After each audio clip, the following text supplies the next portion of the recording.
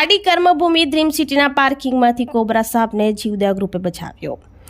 પારડીના બાલાખાડી સ્થિત આવેલ કર્મભૂમિ dream city ખાતે પાર્કિંગ વિસ્તારમાં સાપ આવી ચડ્યો હતો, જેની જાણ દિનેશભાઈએ પારડી જીવદયા ગ્રુપને કરતા પ્રમુખ અલી અંસારીના માર્ગદર્શન હેઠળ યાસીન મુલતાની સ્થળ પર દોડી આવ્યા હતા, જ્યાં જોતા 4 ફૂટ લાંબો ઝેરી કોબરા સાપ હોવાનું જણાવ્યું હતું।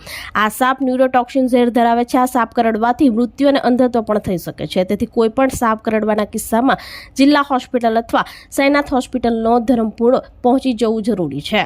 આ ઝેરી કોબરા સાપનું સહી સલામત રીતે રેસ્ક્યુ કરતા રાહતનો શ્વાસ લીધો હતો અને આ અંગે વન વિભાગને જાણ કરી સાપને જંગલમાં મુક્ત કરવાની તજવીજ હાથ ધરી હતી।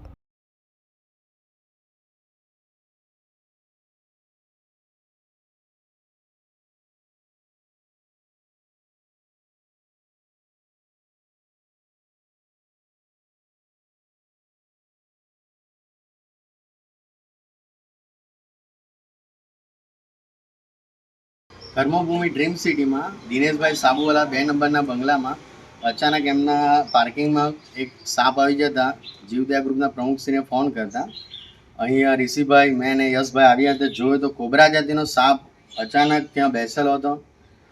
ફૂલ સાઇઝનો કોબરા। આ ગરમીનું પારું વધતું જાય છે, એના કારણે સરીસૃપ જે છે એ ઠંડકવાળી જગ્યામાં આવી જાય છે।